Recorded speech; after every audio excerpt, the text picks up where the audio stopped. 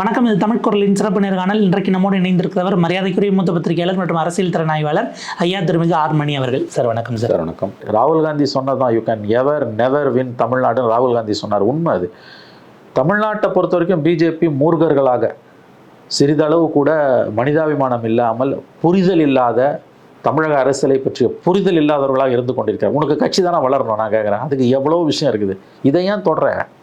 நாளைக்கு தமிழ்நாட்டில் ஆட்சியில் உட்காந்துட்டு பண்ணிங்கன்னா கூட அதுக்கு ஒரு அர்த்தம் உண்டு. நான் சொல்கிறேன், நாளைக்கு பிஜேபி அதிமுகவோட கூட்டணி வச்சு அந்த அதிமுக பிஜேபி கூட்டணி ஆட்சியை பிடிச்சி ஒருவேளை அதிமுக அமைச்சரவையில் பிஜேபிக்கு 2 மந்திரி வந்தான்னு வச்சுக்கோங்க. அப்போ நீ சைடில் இதை புகுத்துறதுக்கு ஈஸி. பாலிசியாக நீங்கள் பாலிசியாக கொண்டு வரலாம், அனௌன்ஸ் பண்ணாமலும் பேக்டோர் வழியாக கொண்டு வரலாம். இதுதான் வேற இடங்களில் அவங்க பண்ண ஸ்ட்ராட்டஜி. இன்னைக்கு உங்கள் கூட்டணி கட்சி ஒருத்தம் கூட உங்கள் கூட இல்லை, உங்கள் என்டிஏல இருக்க ஒருத்தம் கூட இல்லை உங்கள் கூட. தனி மரமாக நீங்கள் நிற்கிறீங்க. இன்றைக்கி இன்னும் மக்கள் வெறுப்பை தான் சம்பாதிக்கிறீங்க. இந்தியா பூரா ஜெயித்த ஒரு கட்சிக்கு எதுக்கு இந்த அணுகுமுறை தான் எனக்கு புரியல.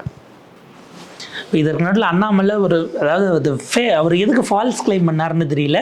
மோடிக்கு தமிழ் மேலே எவ்வளோ பட்டனா, அவர் தமிழ்நாடு வந்தால் ஹிந்திலே பேச மாட்டார், இங்கிலீஷில் தான் பேசுவார்னு அவர் சொல்லி போன பார்லிமெண்ட் எலெக்ஷனில் ஒவ்வொரு முறை வந்தப்பையும் பேசினது எல்லாத்தையும் எடுத்து அவர் ஹிந்தியில் பேசினதெல்லாம் எடுத்து எதிர் கேம்பெயினாக ஓட்டிக்கிட்டு இருக்காங்க. இந்த மாதிரியான கிளைம்ஸை அவர் தான் நான் சொல்லேன். பிஜேபியை உள்ளேருந்தே அண்ணாமலை அழித்து கொண்டிருக்கிறார். 26 திமுகவை எப்படியாவது மீண்டும் ஆட்சியில் அமராமல் நான் ஓயமாட்டேன் என்று அண்ணாமலை சத்தியம் செய்து கொண்டிருக்கிறார். அந்த சத்தியத்திற்கு நம்முடைய தமிழிசை சவுந்தரராஜனும் உறுதுணையாக இருக்கிறார். அதனால தான் இவங்க மக்களுக்கு சற்றும் சம்பந்தமே இல்லாத திமுக மீது இன்றைக்கி மக்கள் இருக்கக்கூடிய வெறுப்பை மடைமாற்றம் செய்யக்கூடிய விதத்தில் மும்மொழி பிரச்சனையை கையில் எடுத்துகிட்டு கையெழுத்து வாங்குறேன், அது வாங்குறேன், இது வாங்குறேன்னு போகிறாங்க.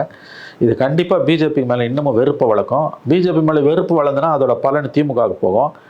எப்பயுமே ஒருத்தர் எவித்தியாசமாக எக்ஸென்ட்ரிக்காக ஏதாவது பண்ணுறாருன்னா அதோட பலனாளி யாருன்னு நம்ம பார்க்கணும். தமிழ்நாடு பிஜேபியோட இந்த பாலிடிக்ஸால் பலனடைய போகிறது திமுக. அப்போ அண்ணாமலையும் தமிழிசையும் யாருக்காக வேலை செய்கிறாங்க? தமிழ்நாடு பிஜேபி யாருக்காக வேலை செய்யுது? திமுகவுக்காக வேலை செய்யுது. பெரும்பாலான கட்சிகள் திமுகவோட நேரடியாக கூட்டணியில் இருக்காங்க. பிஜேபி மறைமுகமாக திமுகவோட கூட்டணியில் இருக்குது. தமிழ்நாடு பிஜேபி அப்படி தான் எனக்கு தோணுது. 26 எப்படியும் நான் 5 வருஷத்தை 1 வருஷம் இருக்குது, ஆன்டி இன்கம்பன்சி இப்போயே நிறையா இருக்குது. அடுத்த வருஷம் நேரம் 10 எரியும். 5 வருஷம் பொறுத்து திமுக மக்கள் மன்றத்தில் போகும்போது எவ்வளவுதான் ஆன்டி இன்கம்பன்சி இருந்தாலும் திமுக தோற்கடிக்கப்பட்டு விடக்கூடாது. அன்பு சகோதரர் முத்துவேல் கருணாநிதி ஸ்டாலின் 2வது முறையாக முதலமைச்சராக பதவியேற்பதை நம்முடைய நண்பர் அண்ணாமலை மிகவும் விரும்புகிறார் என்று நன்றாகவே தெரிகிறது. அதனால் எப்பாடுபட்டாது திமுகவை, ஸ்டாலினை மீண்டும் அடுத்த முறை அரியணை ஏற்றாமல் ஓயமாட்டேன் என்று அண்ணாமலை சத்தியம் செய்து கொண்டு வேலை செய்கிறார் என்று தான் எனக்கு படுகிறது. இந்த அரிய பணியில், அரிய திருப்பணியில் அவருடைய அன்பு சகோதரி டாக்டர் தமிழிசையும் அவருடன் சேர்ந்து கொண்டு விட்டார். இல்லாட்டி இது என்னங்க அரசியல்? காரி துப்புவாங்க வேணா, அது பார்த்தானே. இதுவாங்க அரசியல்? ஒரு ஆளணும், வளரணும்னு நினைப்புள்ள ஒரு கட்சி, அதிகாரத்தை விரும்புகிற கட்சி, நினைச்சே பார்க்க முடியாத ரொம்ப ஒரு மலிவான முட்டாள்தனமான அரசியலை பிஜேபி பண்ணிக்கிட்டு இருக்கு. யாராவது இந்த இஷ்யூவை கையில் எடுப்பானடா? இது உங்களுக்கு எதிராக திரும்பும், ஒட்டுமொத்த சமூகமும் உங்களுக்கு எதிராக திரும்பும். ஸ்கூல் குழந்தைங்களுக்கு பிஸ்கட் பாக்கெட் ஊற்று கழுத்து வாங்குறேன்னா காரி துப்புவான். இந்த அறிவு கூட அவங்களுக்கு இல்லாமல் போச்சு. மற்ற மாநிலங்களில் அவங்க இப்படி இல்லைங்க. எனக்கு அதுதான் நான் ஏன் இதை திரும்ப திரும்ப சொல்கிறேங்கன்னா, கடந்த 10 ஆண்டுகளில் பெரிய அளவில் அவங்க வளர்ந்துருக்காங்க. 3வது முறை நான் காங்கிரஸ் கவர்மெண்ட் ஆட்சியை பிடிக்கிறதுன்றது அவ்வளோ சாதாரணமான விஷயம் இல்லை. இன்னமும் மோடியோட செல்வாக்கு அப்படியே தான் இருக்குது. பெரிய அளவில் அது சரியில்லை. இன்னமும் மோடியோட செல்வாக்கு பெரிய அளவில் சரியில்லை, தேசிய அளவில் அப்படியே தான் இருக்குது. ஆனால் தமிழ்நாட்டில் மட்டும் ஏன் கீழே கீழே கீழே கீழே போகிறாங்க அவங்க? அதை தான் நான் சொல்கிறேன். பை டிஃபால்ட் வளர்றதா இருந்தால் கூட அண்ணாமலை அவரே அதை அழிச்சு ஓடிச்சுடுவார். மக்களுடைய வாய்ஸை நீங்கள் எடுத்தீங்கன்னா உங்களுக்கு ஸ்பேஸ் குரோயிங்கானது கிடைக்கும். நீங்கள் இது ஒரு இஷ்யூவே இல்லையே. இங்கே மக்கள் எதிராக யாராவது போய் நிற்கிறானா? நான் கேட்குறேன். இந்திக்கு எதிராக நீ திணிக்கிறேன்னு சொன்னதுனால தான் தாரை எடுத்துகிட்டு போய் அழிக்கிறான். அது அதர்வைஸ் யாராவது இந்திக்கு எதிராக நிற்கிறாங்களா? அது ஒரு பிரச்சனையே இல்லை. படிக்கிறவன் படிச்சுட்டு போகிறான், அதை யாருமே தடுக்கல. இல்லை அந்த மக்களுக்கு எதிராக இங்கே வன்முறை நிகழ்வுது. ஒரு டிஸ்கோர்ஸாகவே பப்ளிக் அது டிஸ்கோர்ஸே இல்லை. பிஜேபி நான் ஏற்றுக்கிறதுக்கும் ஏற்றுக்காமல் போகிறதுக்கும் எனக்கு ஹிந்தி ஒரு பிரச்சனையே இல்லை. நீ படித்தா படிக்காட்டி போகுது, உன் விருப்பம். நீ இதை கொண்டு வந்து திணிக்கும் போது ஒட்டுமொத்த தமிழகமும் உனக்கு எதிராக திரும்புதில்லை. உன் கூட்டணி கட்சி அத்தனை பேர் உனக்கு எதிராக இருக்கான்ல. அன்புமணி ராமதாஸ் திரும்ப எல்லாரும் சொல்கிறாங்க. அப்போ எல்லாருக்குமே அந்த நெருக்கடி இருக்கும்போது எதுக்கு நீ இதை செய்கிற? இது என்ன அரசியல்? இது கடந்த காலங்கள் அவங்க இப்படிலாம் பண்ணதில்லை. அதுதான் அவர்கள் அந்த மூர்க்கமான அந்த ஆணவத்துடன், இந்துத்துவ ஆணவத்துடன் தமிழ்நாட்டை அணுகிறாங்க. இது பேரழிவு தான் அவங்களை கொண்டு வரும். அது நல்லது தமிழ்நாட்டுக்கு. சார் அமித்ஷா அவர்கள் இன்றைக்கு இங்கே இருக்கக்கூடிய சிஏஎஸ்எஃப் அரக்கோணத்துக்கு பக்கத்தில் அங்கே இருக்கக்கூடிய தலக்கோணத்தில் இருக்கக்கூடிய சிஏஎஸ்எஃப் அந்த ட்ரைனிங் சென்டருக்கு சங்க இலக்கியத்தில் பாடப்பெற்ற சோழர் பரம்பரையைச் சேர்ந்த ராஜா ஆதித்தர் அப்படிங்கிற ஒரு ராஜாவினுடைய பேரை சூட்டியிருக்கார் அப்படின்னு அண்ணாமலை நன்றியெல்லாம் தெரிவிச்சிருக்காரு. திரும்ப திரும்ப செங்கோல் இல்லை இப்போ ஒரு சோழ மன்னருடைய பெயரை நாங்கள் சிஏஎஸ்எஃப்க்கு கொடுக்குறோம் அப்படிங்கிறது இதெல்லாம் இங்கே வந்து அந்த ட்ரெடிஷனோட கனெக்ட் ஆகி வளர்ந்துருவோங்கிற ஒரு நம்பிக்கையோடு அவங்க பார்க்குறாங்க. அப்படி தான் பண்ணுறாங்க. ஆனால் அதில் இருக்க புத்தியை பாருங்கள். மன்னரோட பேரெல்லாம் எதுக்கு சொல்கிறா? எந்த மன்னரும் ஒன்றும் ஓகியம் கிடையாது. எல்லா மன்னர்களும் மக்களுக்கு விரோதமாக ஆட்சி பண்ணவும் தான். அதில் எந்த சந்தேகமும் வேணாம். எந்த மன்னரையும் எந்த மன்னராட்சியும் நம்ம வியந்து போற்றவே முடியாது. மக்களாட்சி எதிரி மன்னராட்சி. மக்களாட்சியிலேருந்து மருவியது தான் மன்னராட்சி. எந்த ராஜாவையும் ராஜராஜ சோழன் உட்பட யாரையும் புகழ்ந்தெல்லாம் பேச முடியாது. அதை கடந்து போகலாமே ஒழிய பேச முடியாது. நீ தமிழில் இருக்கக்கூடிய புலவர்களோ அல்லது மிகப்பெரிய கவிஞர்களோ எழுத்தாளர்களோ அவங்க பேரை வச்சிங்கன்னா ஓகே. திரும்ப திரும்ப அந்த மன்னராட்சி எடுக்கிறது மன்னராட்சியின் விழுமியங்களை தான் இவங்க விரும்புகிறாங்க.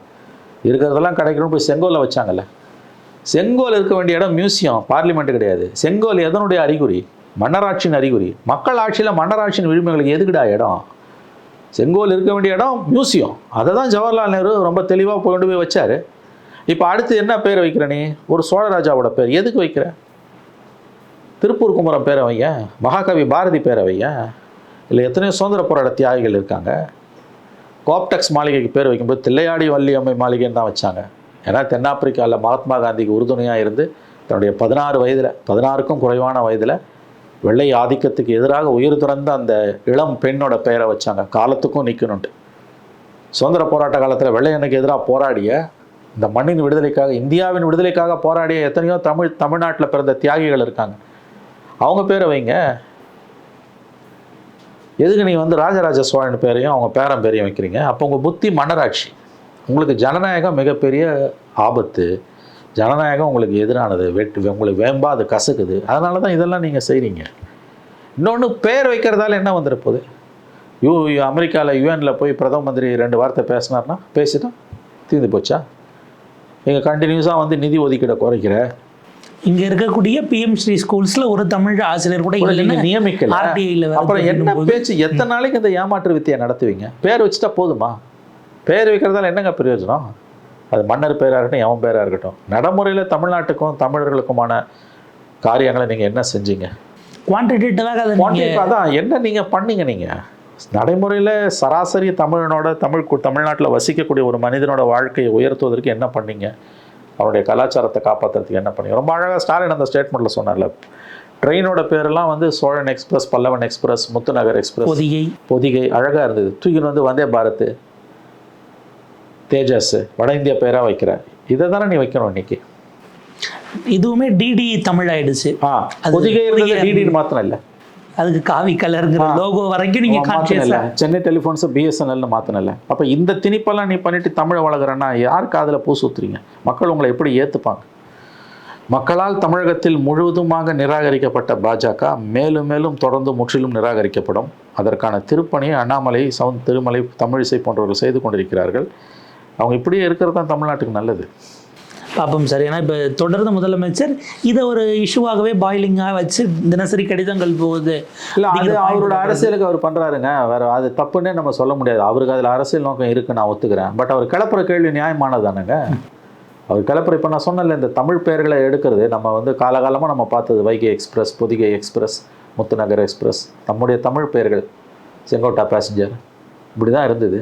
அதை கொண்டு வந்து நீங்கள் முழுக்க வட இந்திய பெயர்களாக மாற்றுறீங்கன்னா அது எந்த விதத்தில் நியாயம்? அதெல்லாம் வரி கட்டுறது நம்ம.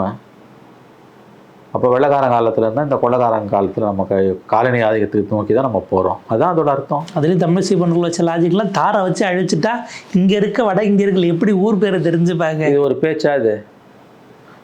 இது ஒரு பேச்சா? ஹிந்தி தெரிஞ்ச ஆஃபீஸரை கொண்டு வந்து ஃப்ரண்ட் ஆஃபீஸில் போட்டிருக்கானே. 10 வருஷமாக எவ்வளோ அட்டூழியம் நடக்குது பொதுத்துறை நிறுவனங்களில், வங்கிகளில், பப்ளிக்கோட இன்ட்ராக்ஷன் இருக்கக்கூடிய இடத்துல வெறும் இந்தியை மட்டும் தெரிஞ்சவன நீ போடுற.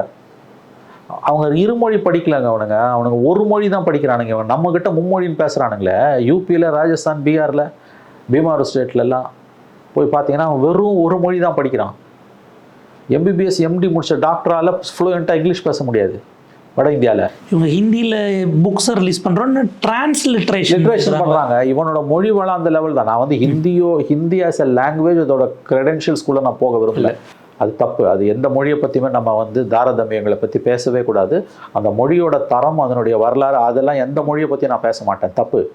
பட் வருத்தப்பட வேண்டிய உண்மை என்னன்னா, உண்மையான மொழிபெயர்ப்பே அங்கே இல்லை. அதில் லிட்ரேஷனாக இருக்குது. அதாவது அதுக்கான கலை சொற்களை நீங்கள் உருவாக்கி அதையும் பண்ணலை. அனாட்டமி அப்படின்னா உடற்கூறியல் அங்கே இருக்குது. அனாட்டமின்னு அப்படியே எழுதுறாங்க. ஃபிசியாலஜினா அதுக்கு தமிழ் பெயர் இருக்குது. அவன் வெறும் ஃபிசியாலஜின்றான். அப்போ நீங்கள் மாடர்ன் வேர்ட்ஸை இந்த விஷயங்களை கிளாஸரியை உருவாக்குறதுல அதையுமே நீங்கள் பண்ணாமல் எதையுமே பண்ணலை. முதல்ல நீங்கள் மும்மொழி கொள்கை அங்கே நிறைவேற்றலை. அங்கே நீங்கள் இருமொழி கொள்கையை நிறைவேற்றலை. அங்கே நீங்கள் ஒரு மொழி கொள்கை தான். அந்த ஒரு மொழியும் வளமில்லாத மொழி. அதில் ஆங்கில சொற்கள் அப்படியே இருக்குது. சர்ஜரி அப்படின்னு போடுறான். ஆகவே இந்த இதில் வந்து அவன் லெவலுக்கு நம்மளை இழுக்கிறான். என் லெவலுக்கு நீங்கள் வாடான்றோம். நீ என் லெவலுக்கு வானுக்கு பூச்சி எழுதுறான், காலை பூச்சி எழுதுறான். அதான் நடந்துட்டு இருக்கு.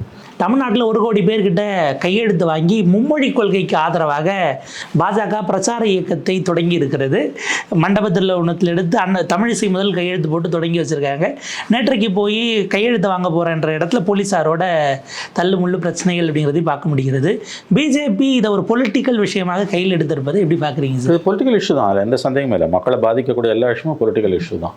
ஆனால் இந்த இஷ்யூ மக்கள் மத்தியில் அவங்களுக்கு எந்த பலனையும் கொடுக்காது. மக்கள் இதை ஏற்றுக்கொள்ளவும் மாட்டார்கள். ஏன்னா இங்கே லாங்குவேஜ் ஒரு இஷ்யூவே கிடையாது. இருமொழி கொள்கையால் தான் நாம் வெற்றி பெற்றிருக்கிறோம், வளர்ந்திருக்கிறோம். மோடி கவர்மெண்ட்டோட நித்தி ஆயோகோட கணக்கின்படியே முதல் 3 வளர்ச்சி அடைந்த மாநிலங்களில் நாம் இருக்கிறோம். தமிழ்நாடு இருக்கிறது. அது 2 மொழி தான், இருமொழி தான் அதற்கு முக்கியமான காரணம். ஒரு மொழி என்கின்ற அளவில் ஹிந்தியோ அல்லது ஹிந்தி தவிர்த்த வேறு ஒரு மொழியோ அதன் அளவில் நமக்கு தமிழ்நாட்டு மாணவர்களுக்கு எந்த முன்னேற்றத்தையும் சத்தியமாக கொண்டு வராது. இன்றைக்கி வந்து இந்த உலகம் எங்கேயோ போயிட்டுருக்குது. சப்ஜெக்ட்ஸ் தான் மெயினே ஒழிய லாங்குவேஜ் வந்து செகண்டரி ஆஸ்பெக்ட் தான். ஒன்றும் இல்லை. நீங்கள் இந்த மொபைலில் இப்போ நீங்கள் குஜராத்தில் போய் இறங்கி இங்கிலீஷில் சொன்னீங்கன்னா அது குஜராத்தில் அப்படியே மொழிபெயர்த்து உங்களுக்கு கொடுத்துரும். ஆகவே அந்த மொழி தெரியாததால் அன்றாட வாழ்க்கையை நடத்தக்கூடிய சிக்கல்கள் என்பது இன்றைக்கு பெரிய அளவில் களையப்பட்டிருக்கிறது. 1 மாதம் இருந்தீங்கன்னா நீங்களே குஜராத்தி பேச ஆரம்பிச்சிடுவீங்க. இது ஒரு பிரச்சனையே கிடையாது. இதை வந்து தமிழ்நாட்டோட வரலாறு தெரியாமல், 100 ஆண்டு கால ஆன்டி இந்தி அஜிடேஷன் வரலாறு தெரியாமல் பாஜக கையில் எடுத்திருப்பது நகைப்புக்குரியது. இவங்க மும்மொழின்னு ரொம்ப நைச்சியமாக வராங்க. ஆக்சுவலாக அது ஹிந்தி மொழி திணிப்பு தான். கேட்டால் என்ன சொல்கிறாங்க, 38 ஹிந்தியை திணிச்சாங்க, அது நாங்கள் எதிர்க்கிறோம், அது நியாயமான இந்தி எதிர்ப்பு போராட்டன்றாங்க. 65 ஹிந்தியை திணிச்சாங்க, அது நியாயமான இந்தி எதிர்ப்புன்றாங்க. ஆனால் இப்போ வந்து அது ஹிந்தி கிடையாது, ஆனால் மும்மொழின்றாங்க. அதாவது சுழட்டி பேசுகிறாங்க. மும்மொழின்றது அது ஹிந்தி தான். இப்போ இங்கே இருக்க குஜராத்தி படிக்கணும்னு ஆசைப்படுவானா? சரி, பட்னானா அவனுக்கு அவனுக்கு வாத்தியாரை எப்படி அமைச்சு கொடுப்பாங்க? அதே மாதிரி வந்து ஊபியில் இருக்கவன் தமிழ் படிக்கணும்னா அங்கே எப்படி இன்ஃப்ராஸ்ட்ரக்சர் ஏற்படுத்த முடியும்? 2வது, ஊபியில் இருக்கவன் எதுக்கு தமிழ் படிக்கணும்? அவசியமே இல்லை அவனுக்கு. வட இந்தியா பூரா 2 மொழி கொள்கை கூட இல்லை. வெறும் 1 மொழி இருக்கிறதால தான் அவன் வளராமல் இருக்கான். நம்ம இருமொழி தமிழும் ஆங்கிலமும் தெரிஞ்சதால வளர்ந்து போகிறோம்.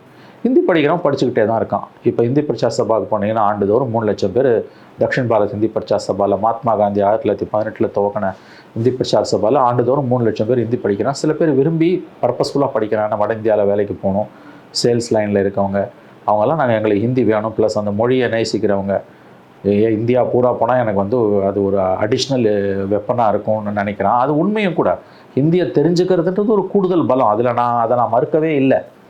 இன்றைக்கி இந்தியாவில் இருக்கக்கூடிய ஒரு குடிமகன், குறிப்பாக நாடு முழுவதும் சுற்றுப்பயணம் மேற்கொள்ள வேண்டிய, தன்னுடைய தொழில் காரணமாக, தன்னுடைய வர்த்தகம் காரணமாக இந்தியா முழுவதும் பயணப்பட வேண்டி இருக்கக்கூடிய ஒரு மனிதன், அவன் எந்த துறை சார்ந்தவனாக இருந்தாலும், வக்கீலாக இருக்கலாம், அல்லது டாக்டர்ஸாக இருக்கலாம், பிஸ்னஸ் மேனாக இருக்கலாம், அறிவுஜீவிகளாக இருக்கலாம், பத்திரிகையாளர்களாக இருக்கலாம், இவர்கள் இந்தியா முழுவதும் சுற்றுப்பயணம் செய்யக்கூடிய ஒரு நிர்பந்தம் அவர்களுக்கு இருக்கிறது. அவர்கள் பணிச்சுமை காரணமாக, அல்லது அவர்கள் பல இடங்களை அறிஞ்சுக்கணும் விஷயம் விரும்புகிறாங்க. அதன் காரணமாக அவங்களுக்கு இந்தியா முழுவதும் பயணப்பட வேண்டிய ஒரு தேவை இருக்கும்பொழுது சத்தியமாக இந்தி தெரிந்திருப்பது என்பது மிகப்பெரிய கூடுதல் பலம். மாற்று கருத்துக்கு இடமே இல்லை. ஆனால் இது வந்து 1% அல்லது 2% மக்களுக்கு, கிட்டத்தட்ட 95% மக்கள் வந்து தேவை ஏற்படின்னு அதை கற்றுக்கொள்வார்கள். அது ரொம்ப சுலபமானதும் கூட. 3வது விஷயம், இது ரொம்ப ரொம்ப அடிப்படையிலேயே ஒரு மொழியை கற்றுக்கொள்வது சம்மந்தப்பட்டது கிடையாது. ஒரு மொழியின் ஆதிக்கத்துக்கு எதிரான ஒரு விஷயம் இது. வந்து இதனுடைய 100 ஆண்டு கால வரலாறு தெரிஞ்சதுன்னா அவன் 65 ஆங்கிலத்தை நகர்த்திட்டு ஹிந்தியை கொண்டு வரணும்னு பார்த்தான். சுடுகாடாக போயிருக்கும் தமிழ்நாடு. இன்றைக்கி தமிழும் ஆங்கிலமும் தெரிஞ்சவன் தான் உலகம் முழுவதும் தமிழர்கள் கொடிகட்டி பறக்கிறாங்க. நேற்று கூட முந்தா நாள் சந்திரபாபு நாயுடு சொல்லியிருக்கார், ஆங்கிலம் தெரிஞ்சதால் தான் தமிழர்கள் உலகம் முழுவதும் அமெரிக்கா மாதிரியான நாடுகளில் கூட வந்து மிக உயர்ந்த இடங்களில் இருக்காங்க. ஆகவே இந்த அட்வான்டேஜ் ஒரு யூபியில் இருக்கவனுக்கோ, ராஜஸ்தானில், பீகாரில், மத்திய பிரதேசில் இருக்கவனுக்கு இல்லைன்னா அவனுக்கு ஆங்கிலம் தெரியல, இந்தியும் ஒழுங்காக தெரியல. ஆகவே இந்த ஒரு இடத்துல இந்த 100 ஆண்டு கால வரலாறு இது புரிஞ்சுக்காமல் தமிழ்நாடு பிஜேபி 1 கோடி கையெழுத்து மும்மொழி திட்டம் ரொம்ப புத்திசாலித்தனமாக பேசுகிறத நினச்சிட்டு அது ஹிந்தி கிடையாது, 3வது மொழி என்ன டேஷுக்கு நான் கற்றுக்கணும் அது சொல்லுங்கள். இப்போ நான் மராட்டியோ குஜராத்தியோ கற்றுக்கணுன்னா ஒரு தனிப்பட்ட எனக்கு அது வந்து ஒரு அந்த இலக்கியம் சம்மந்தப்பட்ட ஒரு விஷயத்தை கற்றுக்கணும்னா நான் தானாக போய் கற்றுக்க போகிறேன். கவர்மெண்ட் எப்படி அதை செய்ய முடியும்? இந்த அடிப்படை புரிதல் இவங்களுக்கு இல்லை. இன்னொன்று, இது மொழி சம்மந்தப்பட்டதல்ல, ஒற்றைத்தன்மை சம்மந்தப்பட்டது. நேற்றைக்கு வந்த பிரச்சனை மகாராஷ்டிராவில் RSS மூத்த தலைவர் ஒருவர் மராட்டி மொழியை பற்றி ரொம்ப இழிவாக பேசி, மும்பையில் நீங்கள் இருக்கிறதுக்கு மராட்டி தேவையில்லை, பாம்பேயில் இருக்கிறதுக்கு உனக்கு மராட்டி தேவையில்லைன்னு பேசி மிகப்பெரிய அளவில் கொந்தளித்து பிஜேபியோட முதலமைச்சர் ஃபட்னாவிஸ் இல்லை மராட்டி தான் எங்கள் உயிர் அப்படின்னு பேச வேண்டிய நிர்பந்தத்திற்கு வந்திருக்காங்க. மராட்டி மொழி பேசுபவர்கள், வங்க மொழி பேசுபவர்கள், கன்னட மொழி பேசுபவர்கள், பஞ்சாபி மொழி பேசுபவர்கள், வட இந்தியா வடகிழக்கு பூரா இருப்பவர்கள், இவங்க எல்லாருமே இந்தி மொழியோட ஆதிக்கத்தை எதிர்த்து தான் நின்றுட்டு இருக்காங்க. நாமும் ஆதிக்கத்தை எதிர்க்கிறோம். மறுபடியும் சொல்கிறேன், ஆதிக்கத்தை தான் எதிர்க்கிறோம். மும்மொழி கொள்கை என்பது மறைமுகமாக இந்தியை திணிக்கக்கூடிய ஒரு முயற்சி என்பது எல்லோருக்குமே இன்று தெரிந்திருக்கிறது. தமிழ்நாட்டில் இன்னொரு விஷயம், ஒரு வாக்கு வங்கி, என்னால் ஒரு விஷயத்தை புரிஞ்சுக்க முடியல. வாக்கு வங்கி அரசியல் இருக்கக்கூடிய பாஜக இந்தியா பூரா ஒவ்வொரு மாநிலத்துக்கும் அந்த மாநில உணர்வுகளுக்கு ஏற்ற மாதிரி வேஷம் கட்டி நாடகம் ஆடுது. தமிழ்நாட்டில் மட்டும் ஏன் வந்து தமிழ்நாட்டில் இருக்க பெரும்பாலான மக்களின் 90% 95% மக்களின் உணர்வுகளுக்கு எதிராக பகுத்தறிவுக்கு பொருந்தாத விதத்தில் இந்த ஹிந்தியை ஆதரித்தும், ஹிந்தி மொழி திணிப்பை ஆதரித்தும், மும்மொழிக்கு திணிப்பை ஆதரித்தும், மும்மொழி கொள்கையை ஆதரித்தும் ஏன் பேசுகிறாங்கன்றது என்னால் புரிஞ்சுக்கவே முடியல. அதாவது சத்தியமாக நாங்கள் பை டிஃபால்ட்டு கூட வளர மாட்டோம். பை நேச்சர் ஏதாவது அதிசயம் நடந்து தமிழ்நாட்டில் பிஜேபி வளரும்னா அதை நாங்களே கெடுத்துருவோன்னு அண்ணாமலையும் தமிழிசையும் கச்சை கட்டிக்கிட்டு வேலை செய்கிறாங்கன்னு தான் இது மூலமாக தெரியுது. எப்படி பார்த்தாலும் இந்தியா பூரா வெற்றி பெற்ற இந்த கட்சி தமிழ்நாட்டில் இன்னும் எத்தனை நூற்றாண்டுகள் ஆனாலும் தமிழ்நாட்டில் பிஜேபி வளரவே வளராது என்பதற்கு அண்ணாமலையும் தமிழிசையும் இப்போ பேசுகிற பேச்சுக்களும் மும்மொழி கொள்கையில் அந்த கட்சி எடுத்திருக்க நிலைப்பாடும் சரியான சான்றுகளாக இருக்குது. அந்த கட்சியை சார்ந்த ஒரு வழக்கறிஞர் தேசிய கல்விக் கொள்கையை தமிழ்நாடு, கேரளா, மேற்கு வங்கத்தில் அமல்படுத்தணும்னு கோர்ட்டுக்கு போயிருக்காரு. அதில் இருக்க ரிஸ்க் என்ன? கோர்ட்டு டிஸ்மிஸ் பண்ணிச்சுன்னா அவங்க என்ன பண்ணுவீங்க? இதில் கோர்ட் எப்படி தலையிட முடியும்? அப்போ இந்த மாதிரியான உணர்வுகள் வந்து மக்களோட உணர்வுகளுக்கு, இந்த அணுகுமுறை மக்களோட உணர்வுகளுக்கு 100% எதிராக இருக்கும்போது தமிழ்நாட்டு மக்கள் பிஜேபியை மேலும் மேலும் மேலும் வெறுப்பார்கள். பிஜேபி மீதான அந்த வெறுப்புணர்வு நாளும் பொழுதும் தமிழகத்தில் வளர்ந்து கொண்டிருக்கிறது. தமிழிசை சவுந்தரராஜன் நேற்று செய்த காட்சிகளை எல்லாம் பார்க்கும்போது அருவருப்பாக இருக்கிறது. ஒரு படித்தவர், ஒரு தொழில்முறை மருத்துவர், இப்போ அவங்க சொல்லுவாங்க, அந்த அம்மா ஒரு சிசேரியன் ஆப்ரேஷன் பண்ணாங்கன்னா 1 லட்ச ரூபாய் ஃபீஸ் வாங்குவாங்க ஒரு நாளைக்கு. லட்சக்கணக்கில் சம்பாதிக்கக்கூடிய ஒரு திறமையான மருத்துவர் இது வந்து ரோட்டில் இறங்கி போலீஸோட சண்டை போட்டுன்னு இருக்காங்க. எந்த இஷ்யூக்கு? ஒரு நான் இஷ்யூக்கு சண்டை போட்டுக்கிட்டு இருக்காங்க. மக்களை தான் நீ மும்மொழி கொள்கையை பரப்புறதுக்கு போய் கையெழுத்துன்னு போட்டிங்கன்னா, நான் மறுபடியும் சொல்கிறேன், அதுக்கான உரிமை அந்த கட்சிக்கு இருக்குது, அதை நான் மறுக்கல. ஆனால் இது மக்கள் மத்தியில் மிகப்பெரிய அளவில் அவங்களை இன்னமும் தனிமைப்படுத்துன்ற புரிதல் அந்த கட்சியில் ஒருத்தருக்குமே இல்லாதது ஆச்சரியமாக இருக்கும். அவங்க இப்படியே இருக்கணும், அப்போ தான் அந்த கட்சி வளராமல் இருக்கும். அதான் தமிழ்நாட்டுக்கு நல்லது, அது வேறு விஷயம். ஆனால் மற்ற மாநிலங்களில் வந்து சாதுரியமாக காய்களை நகர்த்தி கட்சியை வளர்த்தவர்கள் தமிழ்நாட்டில் மட்டும் நாளும் பொழுதும் கீழே போயிட்டு இருக்காங்களே என்பது தான் வந்து ஆச்சரியமாக இருக்குது. இன்றைக்கு ஒரு வீடியோ மார்னிங்லேருந்து வைரலாக இருக்குது. ஸ்கூலுக்கு போகிற பிள்ளைகளை கூப்பிட்டு ஆளுக்கு ஒரு பிஸ்கெட்டை கொடுத்து கையெழுத்து போடுங்கன்னு வாங்கிட்டு இருக்காங்க. கம்ப்ளீட்டாக எல்லா மீடியாஸும் அதை கவர் பண்ணி எடுத்து போட்டுட்டாங்க. இப்போ பள்ளிக்கல்வித்துறை அமைச்சர் அப்படிலாம் பண்ணிங்கன்னா நாங்கள் நடவடிக்கை எடுப்போம், கட்டாயப்படுத்தி கையெழுத்து வாங்குறது அனுமதிக்க முடியாதுன்னு இப்போ அவர் அங்கேருந்து வார்னிங் கொடுக்கக்கூடிய ஒரு சூழல் வருது. இது அவங்க ப்ரொபகேண்டாவாக ஒரு பிரச்சார இயக்கமாக இல்லை வீடு வீடாக போய் பிரச்சாரம் பண்ணால் நம்மளால் புரிஞ்சிக்க முடியுது. ஒரு கேன்வாஸ் பண்ணி கூட ஏதோ ட்ரை பண்ணுறாங்க. ஆனால் அப்படி நகர்த்தாமல் இந்த டார்கெட்டை நாங்களாக ஃபிக்ஸ் பண்ணிக்கிட்டோம், அட்டைன் பண்ணி காட்டணுங்கிற ஒரு பிரஸ்டீஜ் இஷ்யூவாக மாற்றுறாங்களா? இதை டெல்லியில இருந்து சொல்லியிருப்பாங்கன்னு நம்ம டெல்லிக்காரன் சொன்னான்னு கூட தெரியலங்க. டெல்லியில் ஒரு செக்ஷன் ஆஃப் பிஜேபி எனக்கு தெரியும், section of BJP and powerful section of ஆர்எஸ்எஸ்க்கு வந்து அவனுக்கு தெரியும் இது சரியாக வராது. Tamil Nadu is a challenging state. இப்படிலாம் நம்ம போனோன்னா இப்போ ஸ்கூல் குழந்தைங்கள்கிட்ட பிஸ்கட் பாக்கெட்டு கொடுத்து பெப்பர்மெண்ட்டு கொடுத்து 5 ஸ்டார் கொடுத்து நாளைக்கு கையெழுத்து வாங்கி ஓட்டு கூட வாங்கிடுவேன். நீ 14 வயசு ஆகிட்டாங்கன்னு வச்சுக்கோங்க, ஓட்டு போடுறது 12 வயசு ஆகிடுங்க ஓட்டு போடுறது. ஸ்கூல் குழந்தைங்களுக்கு பெப்பர்மெண்ட்டு, சாக்லேட்டு, அந்த இது என்ன 5 ஸ்டாரு, அப்புறம் இன்னொரு என்ன இப்போ காஸ்ட்லி சாக்லேட்ஸ்லாம் இருக்குது, கிண்டர் ஜாய், இதெல்லாம் கொடுத்து கூட ஓட்டு வாங்கிடலாம். பகுத்தறிவுக்கு பொருந்தாத விதத்தில் காய்களை நகர்த்தி கொண்டிருக்கிறது பாஜக. ஸ்கூல் பசங்க கிட்ட போய் பிஸ்கெட்டை கொடுத்து ஓட்டு வாங்குறேன்னா யாராவது அறிவு இருக்கவங்க இதை செய்வானாங்க? என்ன கட்சிங்க நடத்துகிறாங்க அவங்க? தமிழ்நாட்டில் 3 மொழி வேணும்னா 6 மொழிகளில் வெப்சைட் தொடங்கியிருக்காங்க. நீங்கள் வந்து டிஜிட்டலாக சைன் பண்ணலாமா? இது இன்னும் வெறுப்பை தாங்க வழக்கம். ஸ்கூல் குழந்தைங்ககிட்ட போய் பிஸ்கட் பாக்கெட்டை கொடுத்தீங்கன்னா எல்லாம் சிரிப்பான். முதல்ல 18 வயசு கீழே இருக்கவங்ககிட்ட நீ கழுத்து வாங்கல அந்த மாதிரி கேம்பெயினில் அவங்களை ஈடுபடுத்தலாமா என்னன்றது எனக்கு தெரியல. இப்போ பிஸ்கட் பாக்கெட்டை கொடுத்து கழுத்து வாங்குறான். இன்றைக்கி இருக்க மாடர்ன் வேர்ல்டில், டிஜிட்டல் வேர்ல்டில் எவனா 4 பேர் அதை ஃபோட்டோ பிடிச்சி போடுவான், வீடியோவில் எடுப்பான், இன்னும் காரி துப்புவாங்க. அதை பற்றிலாம் கவலையே இல்லை. உடனே பள்ளிக்கல்வித்துறை அமைச்சர் வந்து அவர் களத்தில் இறங்கிட்டார். அவருக்கு வந்து செய்கிறதுக்கு எவ்வளோ வேலை இருக்குது, அதை விட்டுட்டு அவர் இதுக்கு வந்துட்டார். ஏன்னா அவர் என்ன பண்ணுவார், அவரால் சமாளிக்க முடியாத பிரச்சனைகள் நிறையா இருக்குது. இது வந்து வாராது போல் வந்த மாமணி. எனக்கு ஆனால் ஒன்று தோணுது வளவன், அதாவது இவங்க பண்ணுற இத்தனை கூத்தையும் பார்க்கும்போது அகில இந்திய பாஜக அல்லது தமிழ்நாடு பாஜக with the blessings of ADMK, அதாவது அகில இந்திய பாஜகவோட ஆசீர்வாதத்தோடையோ அல்லது ஆசீர்வாதம் இல்லாமலோ தமிழ்நாடு பாஜக 2026 மறுபடியும் திமுகவை எப்பாடுபட்டாவது ஆட்சியில் உட்கார வைப்போம்னு சத்தியம் செய்து கொண்டு வேலை செய்வதாக எனக்கு தோணுது. குறைஞ்சபட்ச அறிவு இருக்கவங்க கூட வந்து இந்த மாதிரி ஒரு பாலிடிக்ஸ் பண்ண மாட்டான். தமிழ்நாடு மாதிரி ஒரு ஸ்டேட்டில் இது ரொம்ப சென்சிட்டிவான ஒரு இஷ்யூ. இதை போய் குழந்தைங்களை, ஸ்கூல் குழந்தைங்கிட்ட பிஸ்கட்டை கொடுத்து ஓட்டு நீ கழுத்து வாங்குறதான் காரி துப்புவான். இவங்களுக்கு எதிராக திரும்பும்.